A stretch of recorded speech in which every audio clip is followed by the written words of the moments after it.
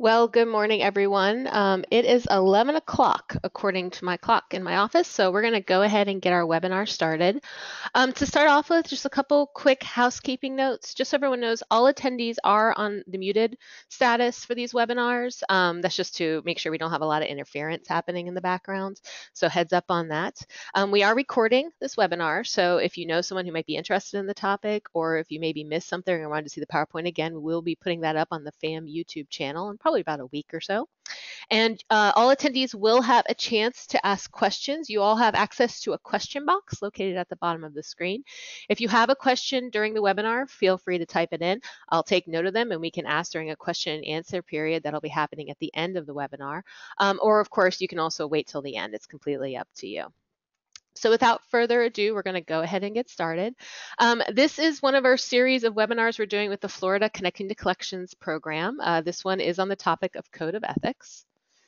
And as I said, there will be a full recording of the webinar after it's done on the FAM YouTube channel. You just need to go to YouTube, type in the words Florida Association of Museums, and you'll see our full series of webinars we've been doing with Florida Connecting to Collections. So feel free to search around there and dig around there for various topics on collections and collections policies and also emergency planning.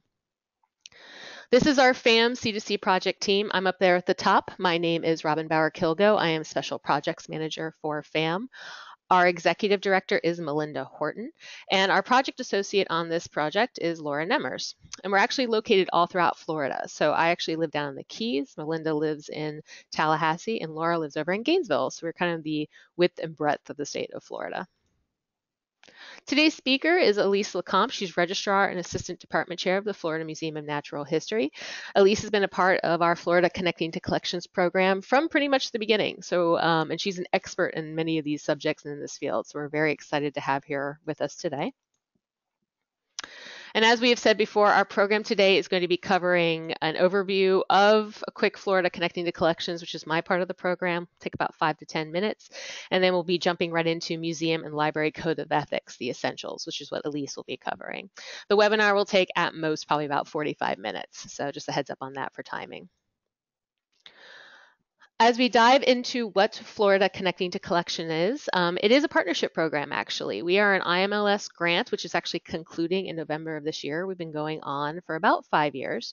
It is a partnership program between the Florida Association of Museums, the Society of Florida Archivists, Florida Public Archaeology Network, FAZA, which is the Association of Zoos and Aquariums, Florida Library Association, FAMDA, and all these fabulous groups, which have come together because we were concerned about how collections were being preserved and held in the state of Florida. And we have all members of these organizations on our steering committee, which has helped to direct the program itself. Our first program for this part of the IMLS grant concluded back in 2015. It was on developing emergency plans.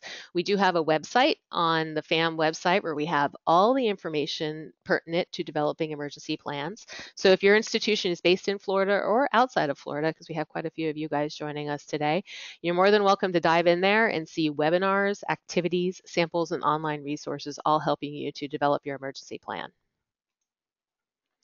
For our 2015 Developing Emergency Plans, we had 77 participants across the state. We had 13 mentors and 64 mentees. It was a nice scope because as you can see from the map, we really covered everywhere across our, as I always like to say, wonkily shaped state. So it was nice to have representation from across the state in that program. When it comes to our actual Connecting to Collections program, basically we have separated it out into modules. Like I said, we did emergency plans back in 2015, and we're almost concluding our collections policies or program right now. Each of the modules had 2 workshops. Workshop 1 was held at a mentor organization where we had basically our webinars and in-person discussion groups between our mentor and mentee organizations. Those happened at 3 to 4 locations across the state. And then workshop 2 happened about 6 weeks after that. And in that one, we had an on-site assessment that happened with the mentee organization where everyone from the region basically got together and got to do a walk around, and then a small report was written afterwards for the organization organization to actually use afterwards, for the second workshop, that is. And we also did a practical activity at that workshop. And we varied in our practical activities, anything from during emergency planning, we did an artifact salvage operation where we got to throw stuff in a kiddie pool. Or for this past one in collections policy, we did like have a marking exercise that we did and a couple other exercises to kind of show people what are the best practices right now in the collections world for developing and handling our collections. Along with those workshops, we had mentees write policies with advice from their mentors. In each of the organized groups, basically, we had mentees and mentors coming together to assist each other in the writing of their collection. Mentees had homework before and between workshops to move their plan forward, and mentors also touched base with mentees between the workshops. And we also had an online community that people could participate in between time if they had questions for their policies or resources they wanted to share. This was the breadth and scope of our collections policies program that we are concluding now. We started out with Module 1 all the way back in December of 2016, where we talked about policies, plans, and procedures, scope of collections, acquisitions and accessions, deaccessions, and disposals. Module 2 was loans, documentation, inventory, and audits. Module 3 was access, use, collections, care, and intellectual property. And then Module 4, which we're just concluding kind of now, is putting your docket together and special topics. And for each of these modules, we did a quick webinar in like pretty much halfway between the module where we talked about some special topics. So for Module 1, we spoke about abandoned property. Module 2, we had some experts from the insurance and risk management focus. Module 3, we ended up talking about digitization. And Module 4, we'll be doing code of ethics right now. Like I said, we have an online community that we are using in the program. This is a password protected community where we're posting discussion questions and resources and anything else that the community might want to talk about. So it's been pretty eventful to have this kind of nice aspect of our program itself. As I said, we are online. Please go check out our YouTube page. It's loaded with stuff. It's loaded from our original program. It's loaded from the program we're doing now. There's also some other workshops that we've been handling that we've been trying to simulcast lately down here in Florida. So if you're interested in strategic planning or a bunch of other things, we have some good recordings and PowerPoints for you all to view. So without further ado, I'm going to go ahead and introduce our presenter. Her name's Elise Lecomte, and I'm going to go ahead and give her control of the PowerPoint right now. Elise, if you want to go ahead and jump on your mic so we can make sure our sounds are good, it would be appreciated. Hello, everyone. I'm glad to be here today, and I hope that you can hear me all right. If you have an issue, any kind of technical issue or a problem with hearing me or seeing the PowerPoint, send Robin a message and she will let me know. So Robin, if you're ready, I'm ready to go. Yep, good to go. Thanks, Elise. Okay, thank you. So besides the introduction from Robin, I just wanted to let you all know that I do have a lot of experience related to museum ethics, and I teach a course here for the University of Florida Museum Studies program in museum ethics, and I've been a presenter for other webinars and classes on codes of ethics. So this can be a very complicated issue, and it can involve a lot depending on the size and the complexity of your institution. So what I'd like to do today is talk about the essentials for the codes of ethics, what they are, why they're important, how to write one. And I also wanted to mention that when I say museum, I'm referring to various kinds of institutions like art museums, history, natural history, zoos and aquariums, science centers, children's museums, and so on. I would like to thank AAM, the American Alliance for Museums, Miriam Springle and Bert Altman, because I've used parts of their past webinars and presentations today. So what is ethics? Before we can write a code of ethics, we need to know what it is, what they are. Simply put, ethics is a set of moral values that relate to professional conduct. It is not a set of laws, nor is it an arbitrary imposed set of rules. Museums, libraries, and archives in the United States are grounded in a philosophical tradition that underpins all nonprofits in this country, and that is of public service. That means public service is paramount. Museums, libraries, and archives are organized as public trusts, holding their collections and information in trust for those that they are intended to serve, that is, their public. Therefore, it is important that we all be accountable to the public that we serve. A code of ethics sets forth standards that a profession deems essential in order to uphold the integrity of that profession. An institutional code of ethics describes a series of values that demonstrates the institution's commitment to public accountability and ethical practices. It is intended to instill trust in the institution's actual practices. The law provides a basic framework for museum operations, but legal standards are a minimum, and institutions must do more than comply with local, state, federal laws, and international conventions.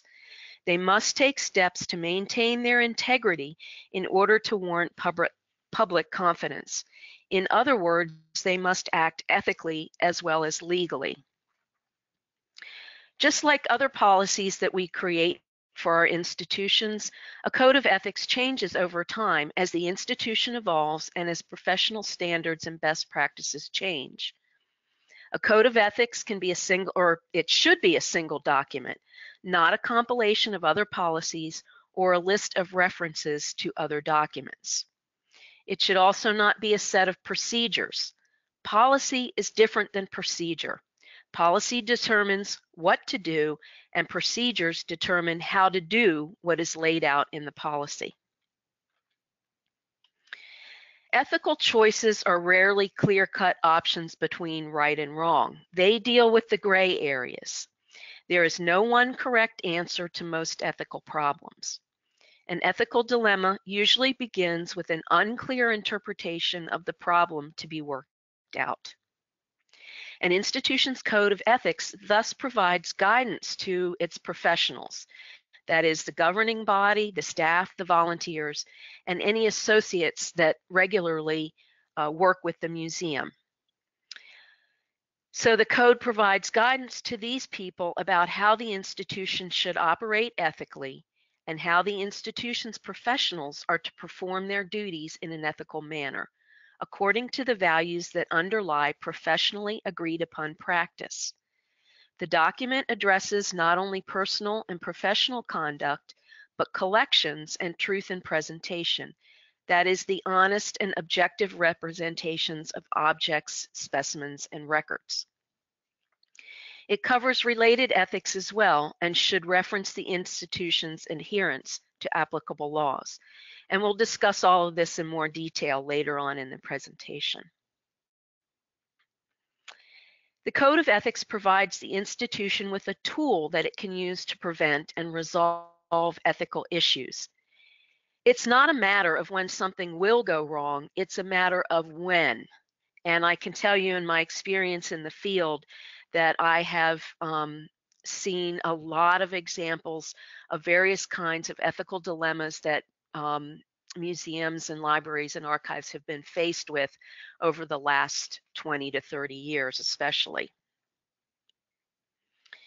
The Code of Ethics provides behavioral guidelines and a framework for preventing and resolving conflicts. A code assures accountability and public perception of integrity. So a code of ethics can reaffirm an institution's mission, clarify ethical responsibilities, hold leadership accountable and help the governing authority maintain effective control, establish internal agreement, assure that resources are used effectively, serve as a risk management tool, and protect the institution from legal action. A code of ethics can instill trust in the institution's actual practices and operations, reinforce the institution's primary function as the advancement of public interest, verify the service orientation of the institution's professionals, acknowledge appropriate discipline-specific professional practices, and make it easier to hold all trustees, staff, volunteers, and associates accountable when they make poor choices. So how do we start? Where are we going to start? As with all of our institution's policies, the Code of Ethics should start with the institution's mission. And you can see here I put up the institution or the mission of the Florida Museum of Natural History. The institution has already stated its goals in its mission statement. The mission statement describes what forms of knowledge and experience the institution is going to use to serve the public good. Therefore, the Code of Ethics has to proceed from the mission statement. The Code of Ethics uses the mission statement to express the institution's policy on what sorts of actions are and are not consistent with its goals in serving the public according to professional standards and morals. You can also use examples from other institutions that are like yours. There are a lot of good models out there and a lot of good references, and I will mention more about this later, where you can find those. Remember that you cannot simply copy another institution's code of ethics and just replace their name with yours. The code has to be specific to the mission, activities, and the needs of your institution. I cannot stress enough how important it is that your institution's code of ethics relate specifically to your institution in order to be effective for your institution. So when we start thinking about how to develop a specific code of ethics for our institution, we need to ask ourselves a couple of questions. We can't decide which requirements are important enough to include in our code of ethics without thinking first about how the institution and what it does is related to its role as a public servant, to its own public. We each have our own public community that we serve.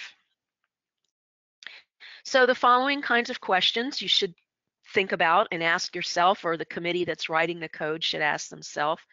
What does an institution contribute to enhance or improve the lives of those who visit it? How can people that work for the institution enhance that contribution? What are the ways that they might diminish it, whether accidentally or by intention? And the answers to these questions are different and may vary greatly between different kinds of museums, libraries, and archives. Each institution's mission statement is unique. Therefore, its code of ethics will be different from those of other institutions like it. And that is why each institution must develop a code of ethics that adapts general ethical concerns to the specifics of its own mission.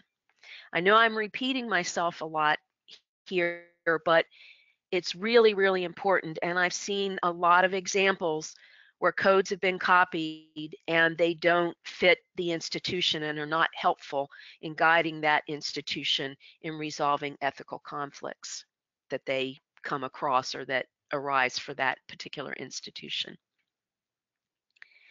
A code of ethics should cover several different sections.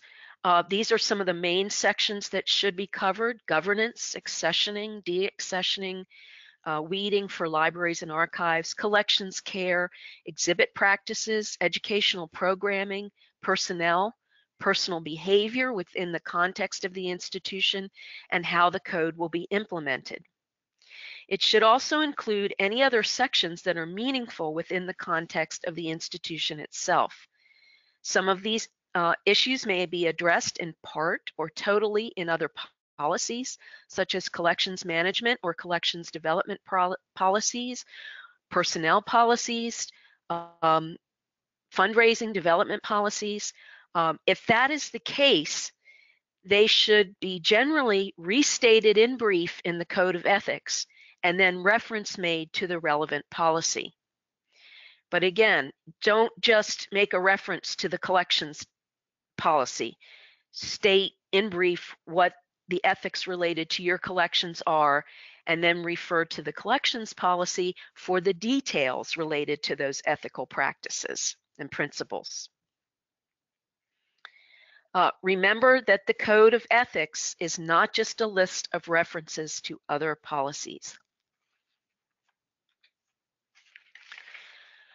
What else should we include in a code of ethics? Well, there are several ethical guidelines that should be included and considered.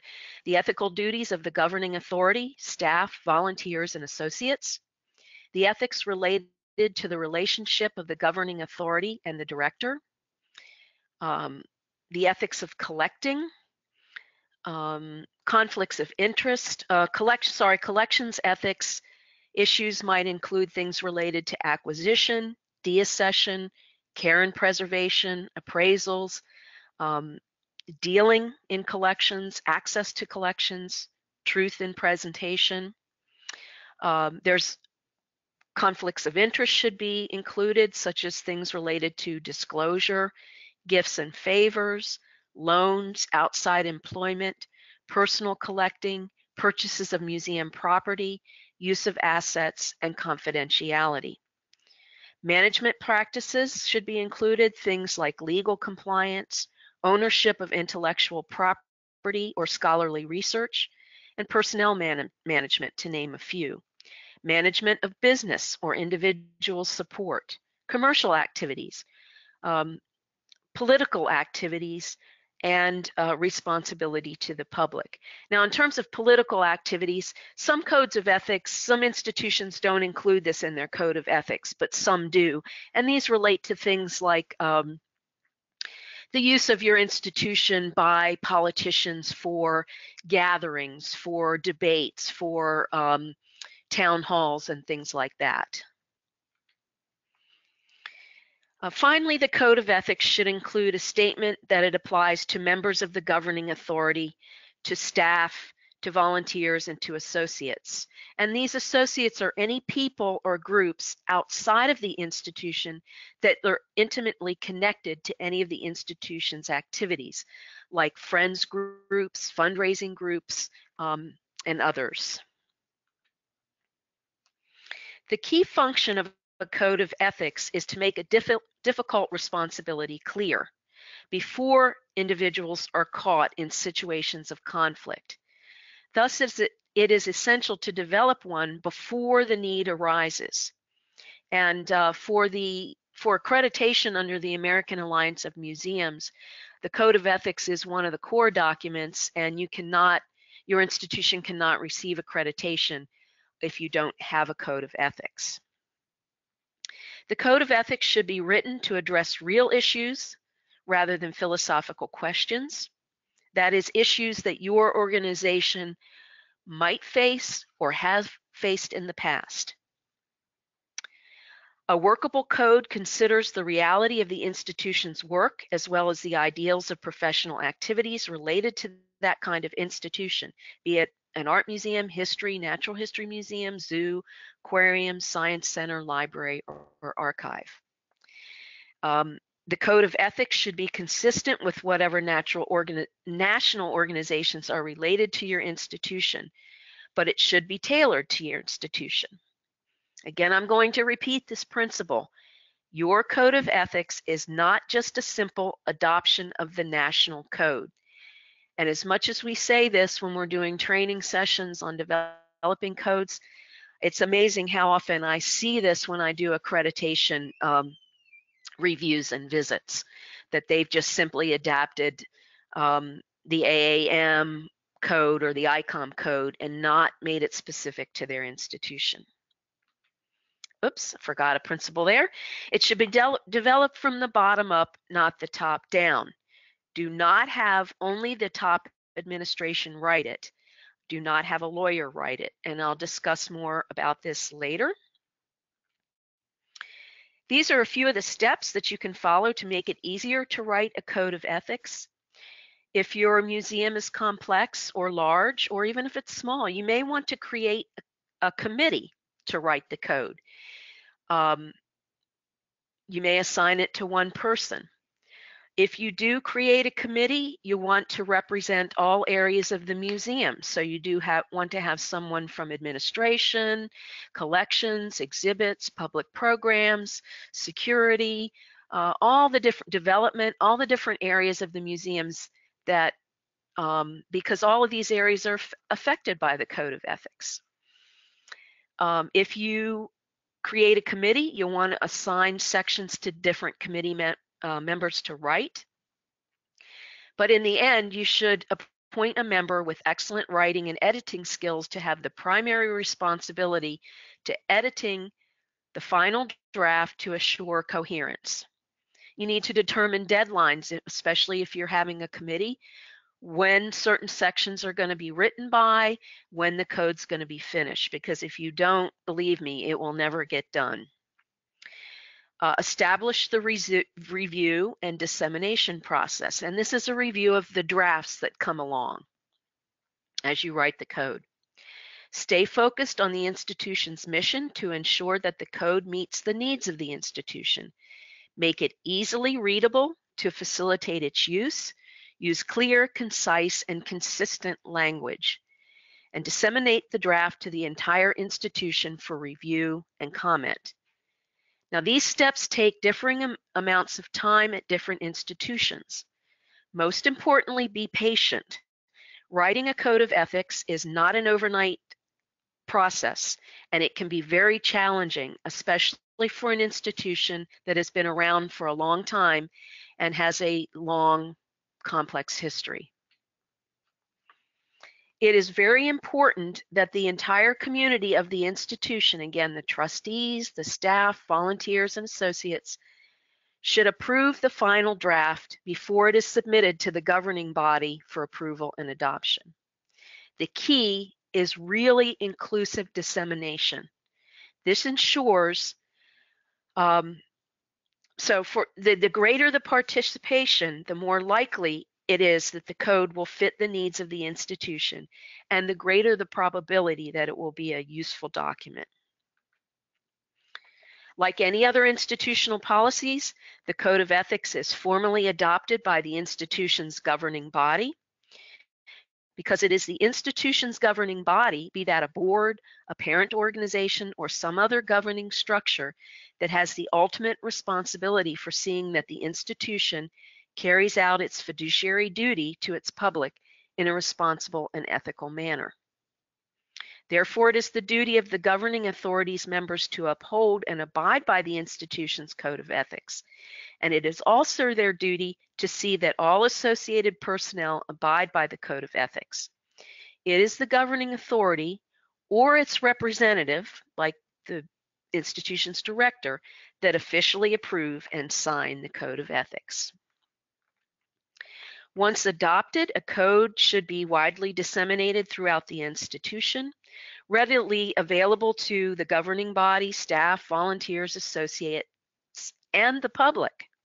So you'll see now a lot of institutions have posted their code of ethics on their websites and have made them available for the public to see and review. I suddenly realized that I was going to diminish that, and I never did.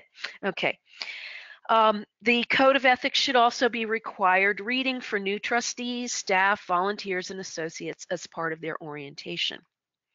Just as with other policies, it is necessary to review the Code of Ethics on a regular basis and update it as needed, say every 3 to 5 years, or when other policies change, or when there are institutional changes, or when national standards and best practices change. Some institutions choose to establish a standing ethics committee. Others use a different set of staff or committees to discuss or resolve conflicts. The committee may be made up of peers or an existing management structure or a combination of the two. Procedures should avoid a pejorative tone, maintain confidentiality, and establish avenues for discussion or resolution of complaints about unethical behavior.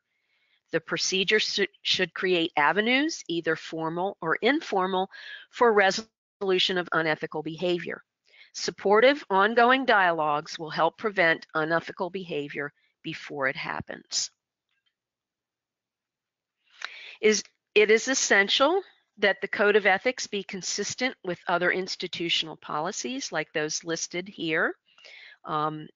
So you should really, when you're developing the Code of Ethics, You should review all of the institution's policies to make sure that your code will be consistent with the other policies across the board. And of course, it's especially important to review your mission statement, and if you have a vision or a value statement, to review that, because as I said earlier, the code will be based on those statements.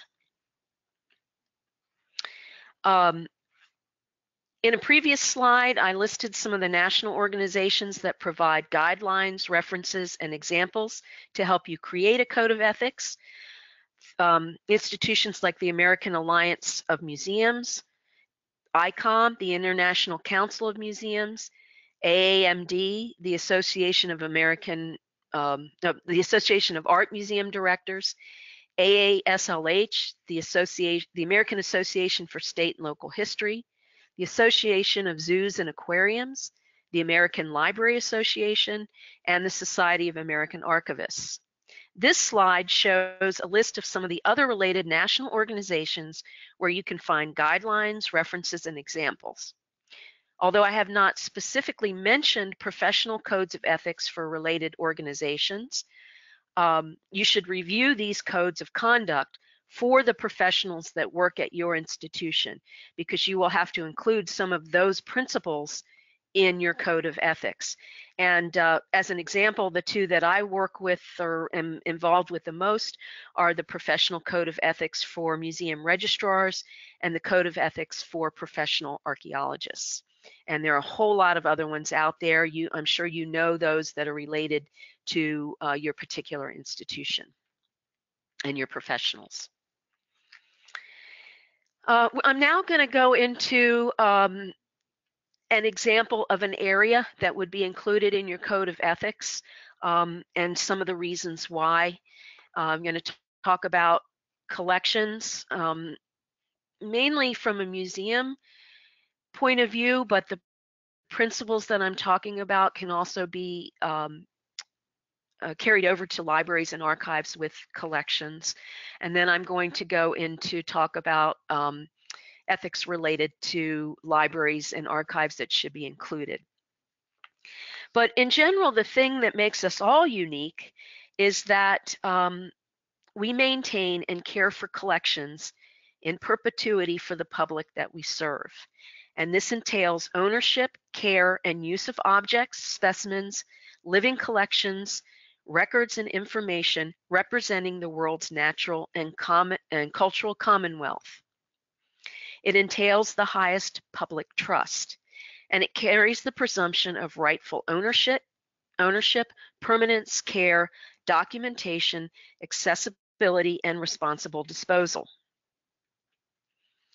Now, these are some of the practices and activities related to collections for which ethical principles should be covered in the codes of ethics: acquisition, deacquisition, care and preservation, use of proceeds from disposal of deaccession or weeded objects, access to collections, legal issues related to collections like laws related to collecting, permitting, acquiring collections, disposing of collections, and many other laws related to the collections. Truth in presentation, and this refers to authenticity. Appraisals, in most circumstances, it's unethical for nonprofit organizations like museums and libraries and archives to give appraisals. It can be viewed as a conflict of interest, and in some cases, it can be illegal to do so. For instance, when a collection has to be appraised for tax purposes. And then some museums, of course, have to deal with living collections, which I should have put on the slide here, and other things like human remains, funerary, and sacred objects. There are different national organizations that have different standards for the use of deaccessioning proceeds. And I'm talking about deaccessioning collections specifically because this is one of the main areas in the past 20, 30 years where museums have gotten in trouble related to ethics. And I'm sure many of you that work in museums have heard of and know about examples of some of these cases. The American Alliance for Museums states that the use of proceeds can be used for acquisition or direct care of collections. And this organization has recently defined what direct care of collections means. And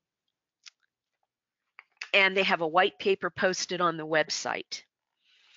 The American Association for State and Local History requires that acquisition or preservation of collections, that the proceeds be used for that.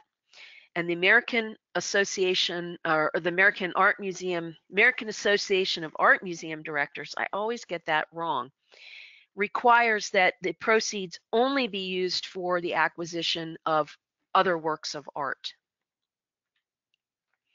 Now, the reason this is so important, and it's become an issue, is that there's this activity or thing that happens at the capitalization of collections, and that is assigning assigning cash value and including collections at cash value on the institution's financial statement. Now, most organizations consider this unethical to do, or they just consider it not a very good practice and they don't do it. But in the cases where it is done, there are governing boards that govern this whole process. FASB, the Financial Accounting Standards Board, and GASB, the Governmental Accounting Standards Board. Now, if your institution chooses not to capitalize, FASB and GASB say that the proceeds may only be used to acquire other collections items. Now, despite this, AAM says that we can also use them for direct care of collections, and AASLH says we can use them for preservation, which can be considered care of collections. The whole idea, well, conflicts of interest related to collections usually come about when there's a perceived conflict between the institution's public trust and individual financial gain. And there can be actual, potential, or perceived conflicts that compromise the public's view of our trust towards them. One of the things that I use in my class is the newspaper headline test. So if you are going to undertake a certain activity and you think up a newspaper headline, museum sells collections for to build a new building, and you don't like the publicity that's going to bring about, then you should not undertake that activity. And as I said before, it's not a question of if something is going to happen, but when something is going to happen.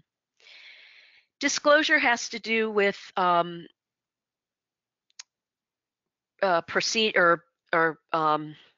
processes that are related to nonprofits, and this is the whole idea that we have to be open and transparent. Gifts and favors, I think that's pretty understandable what that means. Loans to trustees, employees, volunteers, or associates. If it's a loan to, we usually say a big no. That is a big stop sign. If it's a loan from, that depends, and that is something that the institution has to decide whether there could be an appearance of a conflict or an unethical relationship between the loaner and the institution.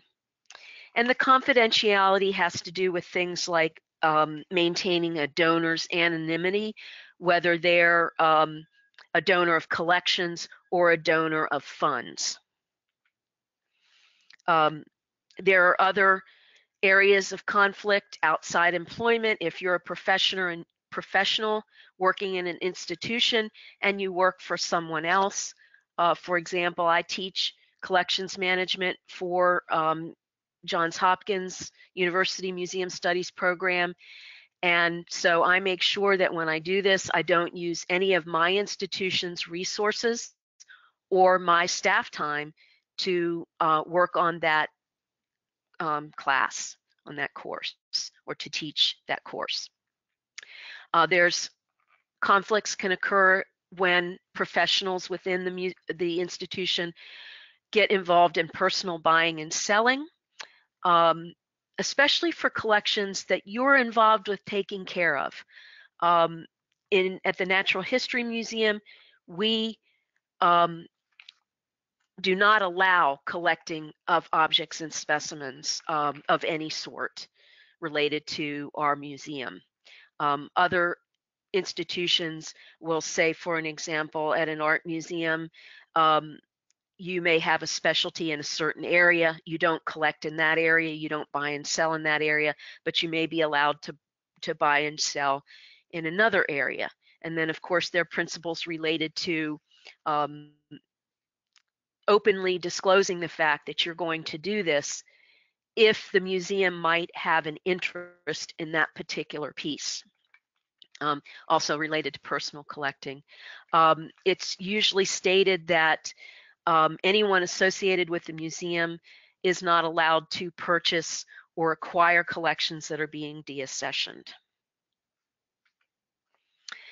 Now I'd like to go to the libraries. There are principles that the American Library Association holds that can be used as a framework. Again, you cannot just copy, but you can use these principles as a framework for developing a code of ethics.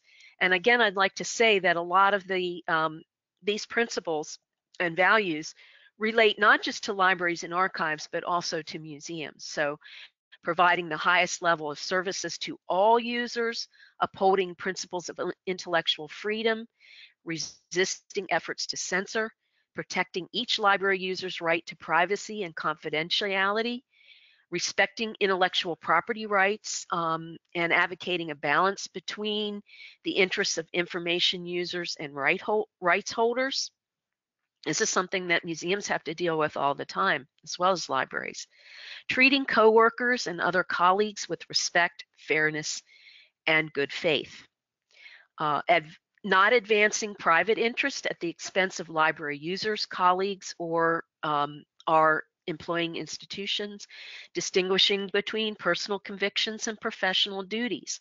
Sometimes we have to uphold the ethics of our profession whether or not we're opposed to them personally, or whether or not they interfere with our personal convictions.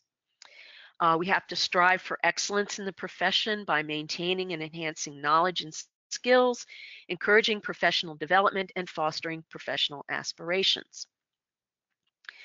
This is what's referred to as the Library Bill of Rights. Again, there's a lot of the similar principles, ethical principles in this Library Bill of Rights. Books and resources should be provided for the interest and enlightenment of all people in the community the library serves. Materials should not be excluded because of their origin, background, or views of those contributing to their creation. We should provide materials and information presenting all points of view. Materials should not be prescribed or removed because of disapproval or certain points of view. We should challenge censorship. We should cooperate with all persons and groups concerned, and we should fight resisting any abridgment of free expression and free access to ideas. A person's right to use a library or archive should not be denied because of origin, age, background, or views. Libraries that make exhibit spaces and meeting rooms available to the public that they serve should make them available on an equitable basis, regardless of beliefs or affiliations of individuals or groups requesting their use. An example of this, when I referred earlier to the fact that sometimes codes of ethics include political activities. So, for example, if you were going to include that in your code, you would want to make your institution available to all of the politicians if they want to hold a town meeting or a debate there, not just one at the exclusion of another. So that's what I have for you today. Thank you for your attention and for my long-windedness, but this is a complex issue and it's a little difficult to cover. So now I'm happy to take questions and comments as well. Thanks, Elise. That was great. And you're absolutely right. This topic is complicated to say the least.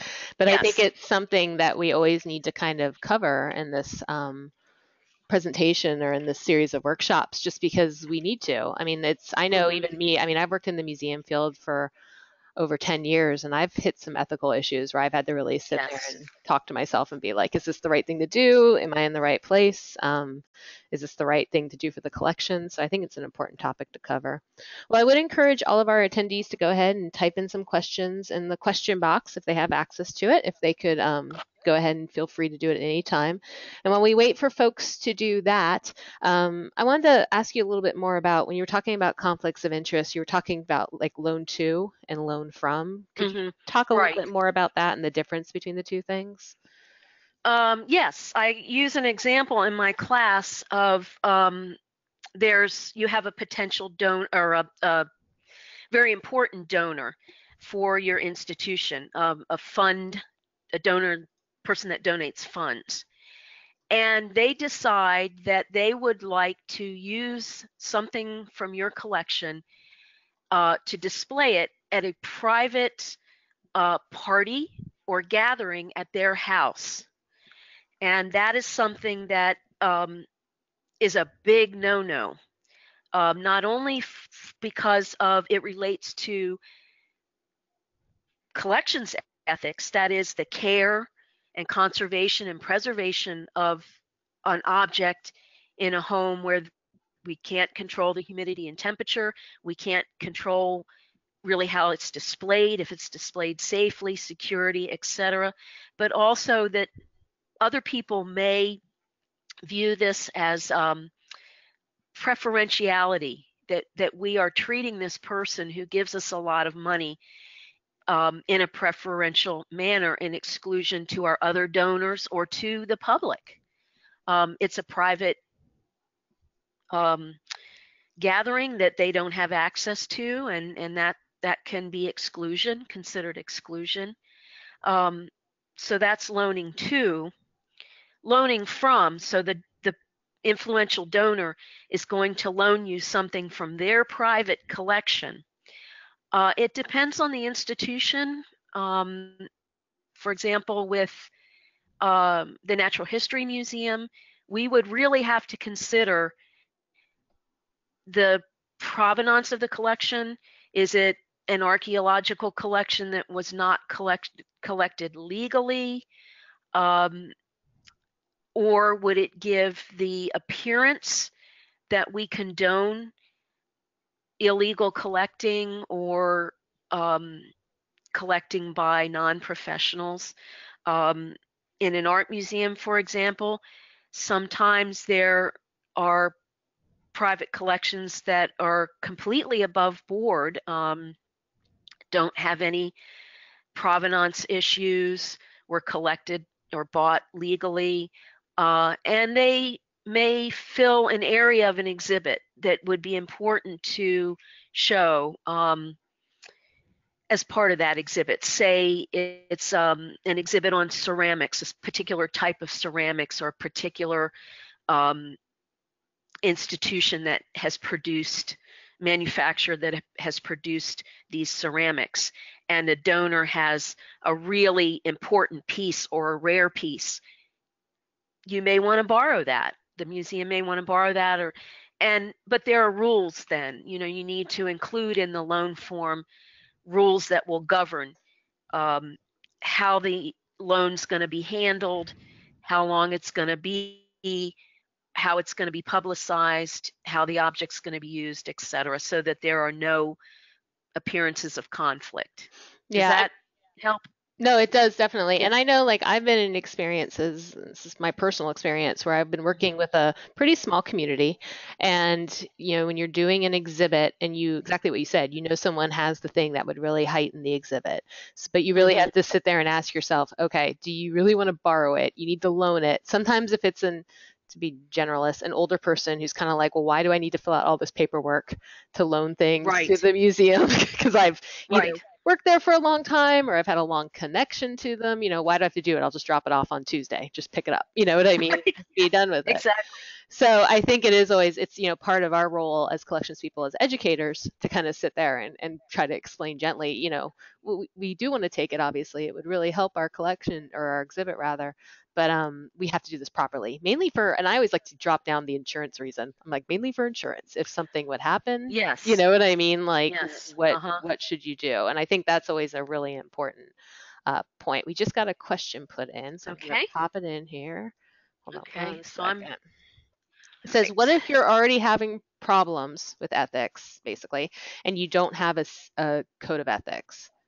So let's say you're already having some ethical issues Yes. at your institution and you don't have anything. And I will say this is a common occurrence. And even though I mentioned that when that you should try to develop your code before something happens, that's not usually the case, except for institutions maybe that have been around for a long time. In this case, what I would do is quickly form a committee, um, people from the board or your governing authority, people from administration, one or two people from whatever area the ethical conflict is occurring in. So, collections person, if it's in collections, related to collections. A lot of times it's related to development, that is fundraising, getting funds or giving funds out. Um, get the essential people together quickly and lay out the problem and have a really heart to heart discussion about, number one, what is the problem?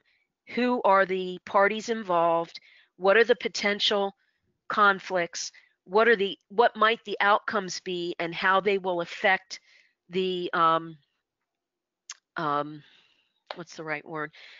The appear how your museum appears, um, to the public, um, the reputation of your museum or your institution, and ask other colleagues at other institutions that you might know that have had a similar problem, or that already have a code of ethics, and this is addressed in your code of ethic in their code of ethics. Ask them for advice. Now, this may be an issue if it's you need to be confidential, if it needs to be kept in house. But a lot of times it really helps to ask your colleagues for advice, for help. What have they done in the past? How have they resolved these issues? But if the issue is already occurring, you need to get on it as quickly as possible to avoid bad publicity. Mhm. We just had another question come in as Hmm. well. It says, can you clarify the difference between collection donations and other non-collection in-kind donations? Is it Hmm. correct that non-collection in-kind donations may be capitalized with no ethical issues? I would say yes, because a lot of times the in-kind donations are things that might be used, goods or services. If it's collection items, for example, that are going to be used for education, you may not want to capitalize those because it may give the appearance that you capitalize all of your collections. But if you do decide to capitalize the educational collections, you can lay that out in your financial statements with separate lines. So, for example, permanent collections, zero. Permanent collections, assets, zero. Educational collections, assets, $100 or whatever it is. Um, Office equipment that's been donated, assets, whatever the value of the office equipment is. So in general, I would just say yes, that you can capitalize non-collection assets. Okay, and then we have one that says the local art guild exhibits in our gallery on a rotating basis. Is there a generic loan/exhibit form that you would recommend? The art on exhibit is from members of the guild. Okay, so it's an art museum, and the art guild of the community exhibits in the museum. Is that correct? Yeah, correct. You got Okay. it. All right. There are examples of loan forms that you can use. Again, when I am developing something new, or usually when I'm developing a new form, I look at other institutions' examples, and I pick and choose parts of that form that will work for my situation or my institution. So, as we all say often, don't reinvent the wheel. Don't copy it, but don't reinvent it. So there's plenty of examples out there.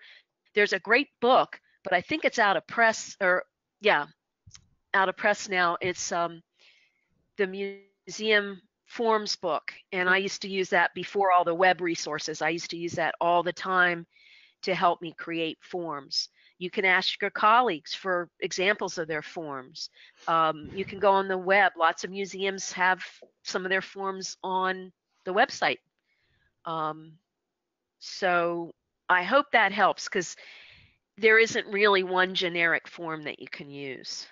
I mean, the other thing you could do, and I've seen this happen a few times, is if it's with the art guild, so let's say the organization is coming in, you could theoretically do like a rotating exhibit contract almost. Like you'd still have to track the objects coming in. Right. But I wonder if there's a way that you could be like, okay, I have a loan or an exhibit agreement with this guild, and then we're going to be tracking stuff as it comes in and out. And they're all covered underneath this umbrella agreement. So that's that would be my kind of workaround, maybe. Yeah, that's a great example. And there are other things that we do where we create an umbrella agreement that, for example, access to the collections by the same researcher over and over and over again. We create a one collections access use form. They fill it out one time, and then we add addendums to that cover the specific time. What collection are they using? When are they going to be here? What's the research they're doing with that particular collection? Same thing with the loans. You can have the umbrella loan agreement, and then each time just have a one page with what's going, or maybe more, because you'll have to list the objects, the dates, the title of the exhibit if they have a title, anything in particular, if the contact person's changed or different, anything that's different for that one exhibit, just include. And we call it that. We call it an addendum. We have a file. We stick it in the file. We don't create a whole new agreement. Yeah. And I mean, they had a follow-up question where they said, should each artist sign the agreement, or is a representative sufficient? To me, that's going to depend on the wording of your agreement, right? Yeah. And what I would say, if it's the art guild loaning, well, I know that some art guilds are cooperatives, and there may not be an administrator or a overarching board member, chair of the board or some. But so if there's a board chair or a guild administrator, an executive director, that person would sign the loan form. If not, you'd have to get each artist to sign. Remember, you're trying to protect yourself. Yeah. In case something happens. So it's a lot of work. It's difficult, but you need to do that in order to protect your institution. Exactly. I mean, that's the thing, is like, I always think worst case scenario, something happens to the piece of art, right? Like something happens. So how do you handle that? We also had a plug. I was going to talk about this in a second too. And then we have one other question, but there is going to be a form swap at the FAM conference this year. So I'm going to talk about that in a Great, second. super. But the Okay. person behind that wanted me to remind everyone as well. And I think our last Yay. question today, yeah, it should be fun. Everyone's excited. Of course, collections people were like, yay, form swap. But, you know, for us, that's an I'll bring exciting my thing. box. Yeah, great. Excellent. I have a whole box full. Yeah, I am mostly digital now, but yeah, I still use that that book too when I have access to it. It's Yeah. I think it's from Texas Association of Museums, were the Yes, folks who correct. produced it. Yeah, and like Correct. some And of there it, were it's 3 editions. it's a little dated now. Like when you read through it, it's Yeah. like, okay, some of the stuff, Yeah. but it But gives you a good idea of what to use. starting point, yeah. Right.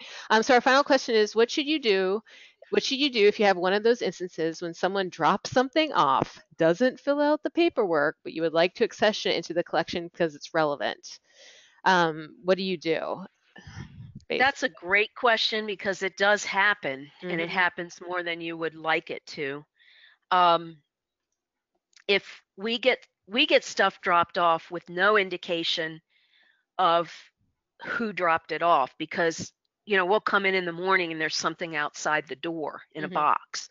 Well, of course, first of all, we have to check the box to make sure it's not something dangerous. But then we go on, okay, it's something somebody dropped off, objects or something. We sort of use the abandoned property laws, and the ideas about legal ownership, that if it's dropped off and we have no way to contact whoever dropped it off and we want to own it, we want to accession it, then we accession it and we consider that we have the right to own it because it's been abandoned. Mm.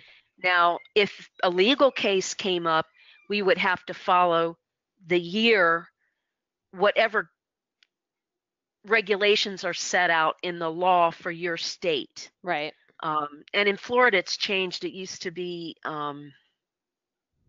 7 or something. Anyway, it's different for each state. Some states don't even have abandoned property laws. But if a legal case came up, we would have to hold it for whatever the number of years, 7, whatever, and then we could claim legal ownership of it. Yeah, I mean, I can't. The number of years is leaving me as well in the statute for Florida, but it is basically like a certain amount of you have to have a name for it to work. You kind of have to have like a contact person, and then after a certain amount of years, you put the ad in like the local newspaper, and then you wait a bit and you do a registered mail, and there's steps that you can actually do to actually claim legal ownership.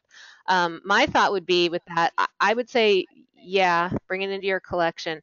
I'd be very hesitant though. I guess if it's relevant, you're good to go. But if for some reason you don't want to deaccession the object, I'd be really hesitant to deaccession it. If we decided to accession it, and then years later or whatever we decided to deaccession it, it would be a whole different ball game. Mm-hmm. We would definitely follow the rules of the abandoned property law, and if it was not yet considered abandoned property, we would not deaccession it. Yeah, I would hold it until we had legal ownership of it. Yeah, exactly. Like I'd be scared that you would just deaccession it. Next thing you know, the person would show up and be like, "I want the thing back," because it would just be a disaster. And we wouldn't accession it the day that we got it. So we go through the whole process of, as do most institutions, of the curator has to approve it. Sometimes the director has to approve it. The collecting committee, the board, there's a long process before it's actually accepted for accession. Right, exactly. So if something comes up in that time period, you can draw back and say, well, now wait a minute, we have to address this issue. Yeah, exactly. So, good questions, everyone. Thanks so much for contributing them. Yes, thank you. Breadth and scope. They were great. So just to finish up, because we're already approaching after 12. So Robin, just let me say something real quick, which I forgot to mention. My email and my phone number are on the title slide. So please feel free to contact me if you have other questions, if you think of something later on, or in the future if you have problems you want to discuss, whatever, I'm here. Exactly. Thanks, And Robin. oh, no worries. And thanks for reminding me. And then also my email address, just for everyone, and I'll put it in the chat box, is robin@flamuseums.org. And if you guys have a question for Elise or follow up or anything, so I still see a couple of questions trickling in right now. Okay. I'm more than happy to follow up with you all. So please, let me know, and I'll try to follow you guys up with email. Couple quick notes. There will be a survey going out after this workshop's done, so please fill it out. We do, try to keep track of how people are liking these webinars and if we should continue them on when they happen. We are doing, for those of you who are participating in Collecting to Collections, we have our virtual writers workshop scheduled for September 1st, 2017. Mentors have been asked to sign up time slots to meet online with the staff and mentees to discuss your policy. If you're a mentee and you haven't been contacted by a mentor yet, please just shoot me an email and let me know, and I'll follow up with them. Also, for September 1st does not work for your mentor or mentee group team for some reason, just let me know and we'll find an alternate time. But I just had to throw a date on it basically to try to see if I could get everyone corralled to get that done. And as we mentioned, we have a conference coming up in just a few weeks, September 17th to the 20th in Naples, Florida. We have a couple things happening there. I mentioned the form swap session. There's a session about inventory, which I'm pretty excited about as well, practical applications for inventory. There's also a couple other ones. I know there's one also about like our space and doing new storage space and all that kind of fun stuff. So there's quite a few collections-based sessions at the conference. If you haven't already registered, please do so, and we look forward to seeing you there. It's focused on connecting to collections. We have 2 events happening at the conference. Tuesday evening, we're going to be part of the award ceremony. Florida CTC participants will be recognized and given certificates. So I had sent out an invite to everyone who has participated in the program the other day, asking if you'd like to come. If you're coming to the conference, please do join us. If you're not, you can just come for the award ceremony at Artist Naples. It will be awesome. Please come. So just fill out that form so I can keep track of your name and have your certificate ready. And on Wednesday morning, if you're attending the conference, you're more than welcome to join us at the town hall on status of the Florida CTC program. We're in the morning, I think around 10 o'clock is our session. We're going to be talking about what was learned in this whole 5-year-long project, what's a possible future for the program. It's kind of our open town hall to talk about what worked, what didn't work, and what we'd like to see in the future. So with that, I'm going to go ahead and say thank you again to everyone. Thank you for joining us. If you have any questions, do shoot me an email. Thank you, Elise, for taking some time today. We really appreciate it. And hopefully we will see you all soon. Robin, I don't know what Yes. your time restrictions are, but I'm happy to stay on if there are other questions. Sure, But I can. I know you might have. I'm Okay. good right now. I have one other question that we can chat about for a little bit if you like. All right. As Elise said, if the rest of you would like to hop off, please do so. Going back to that question about those doorstop donations, it's Yes. basically same situation, but what if you don't want the objects? What can you do? Yeah. That's a really difficult question because again, if somebody leaves the information, and let me say up front, as most institutions do, if they bring it to us during public hours, we have information desks at both of our facilities, and we have a form that people need to fill out, and we get their name, their contact information, what they've dropped off, and then the collections managers, who's ever in charge of whatever collection that would go to, gets the form, and they and the curators can make decisions.